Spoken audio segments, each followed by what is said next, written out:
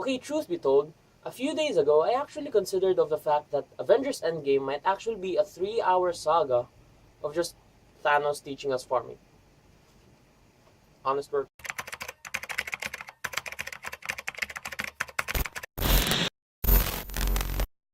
Avengers Endgame. So the Avengers Endgame is the 22nd movie in the MCU or the Marvel Cinematic Universe, and it is the conclusion of the Infinity War saga, or the end of the first era if I should say. I can actually say that it is hard to review this movie without connecting it to Infinity War, and to make it a whole 5-hour movie that actually makes a lot more sense if you try to piece them all together. This movie even picks up literally where it left off, which is kind of a cool thing because you don't really get that nowadays, except for Happy Death Day to You because it's the one movie I can think of. But really, the premise of this movie is basically what we've pretty much suspected before. After the snap that happened in Infinity War, the heroes that were left tries to outlive the horrific event while trying to find a solution to revert what happened. Surely sounds simple and predictable, but I tell you, there's a lot going on in between that made this movie interesting and, for the most part, unpredictable even. Let's start with the pros. So with what I said earlier, it's basically a point A to point B movie when it's actually a point A to point Z movie, which is actually insane. Added that it is a 3-hour long movie, you'd be thinking that it's pretty heavy on the brain and might leave you bored to death. But I can tell you that they've managed to keep the whole thing simple and interesting that you won't even think of sleeping even for a second in this movie. There are slow parts in the movie for sure, but even then, they don't really feel slow. They are not full of exposition for character developments. They let the characters itself show the development they had with proper execution. And that's what made it fun and took it off the bore store. Because that's the problem with most movies that overuse character development moments. They often use expositional dialogues to emphasize how the character evolves with their certain purposes and motives. I mean, it's okay to have that, but to overuse it, it can lead to a terribly dragging scene, which would ultimately leave to the audience having this, to this. The characters in this movie were, for the most part, used well in the scenes that they were in. I mean, sure enough, a 3-hour long movie is not able to cater a parking lot full of superheroes. But, as I said, they have served their purpose and was able to shine, and given that if you combine Infinity War and Endgame, which is literally one movie in and of itself, they were all given the proper spotlight. One character, in fact, that I really want to talk about the most without giving much context spoilers was Thanos. I mean, can I just emphasize on how much I loved his character development in both movies? I mean, we all know the Thanos in Infinity War was really far off from the comics. Had different motives, he even fights different in that movie. For the most part, okay, that is. But he worked well in that movie because he had reasonable motivations, which ultimately led to Infinity War being his own movie and not the Avengers movie. But in this one, no. If you felt that Thanos didn't fit the title Mad Titan in Infinity War, well, in this one, you'll get the real treat. And I was glad about it. Because if you think of it, in Infinity War, what made him special was that he was an interesting villain, one who is relatable, but in conjunction with this one, you'd get that he is not just interesting, he is the perfect villain. Because he is both relatable and relentless. And I loved him every second that he shows on screen. He's probably one of the villains that I will never forget, not by a long shot. And both Brolin and the character deserves credit for that. Don't get me wrong, I loved all the heroes in this one, and how they all developed.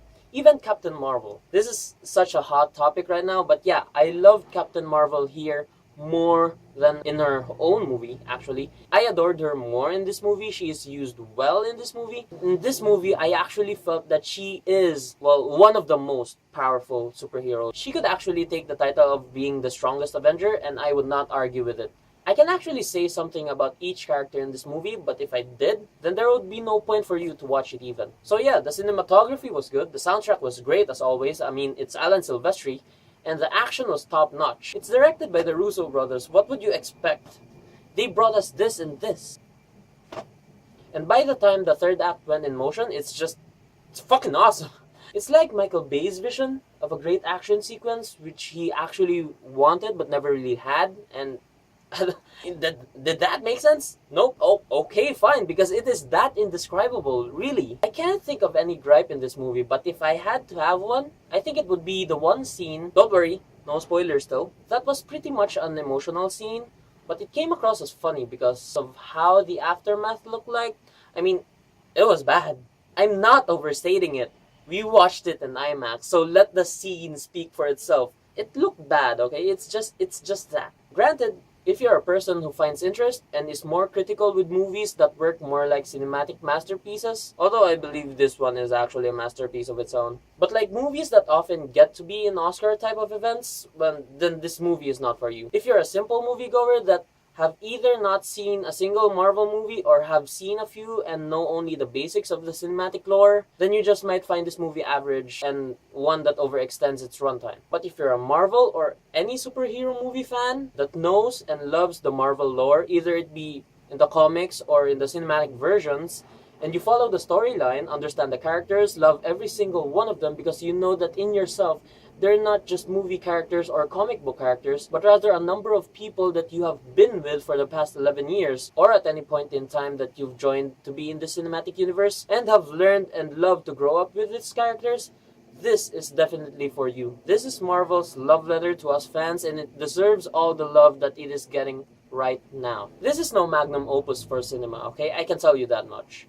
But it is one hell of a cinematic marvel. And I will say Avengers Endgame is fun freaking tastic!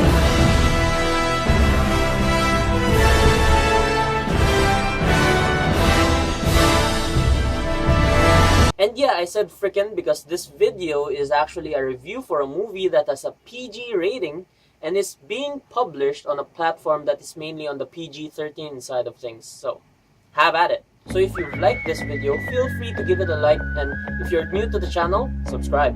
And consider sharing this with your friends because it will go a long way, and especially to your friends who might not watch Endgame because they're doubtful of something. I don't really get why would that happen, but I know people who are big fan of the Marvel Cinematic Universe but have decided to not watch the movie and wait for the Blu-ray release. So I'm like, what?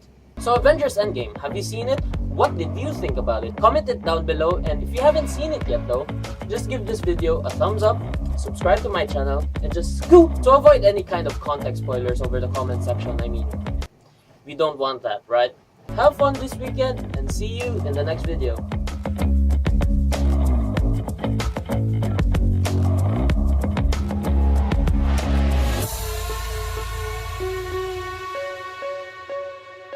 Shot and game, cheer! Huh? 1, 2, 3, and... Putang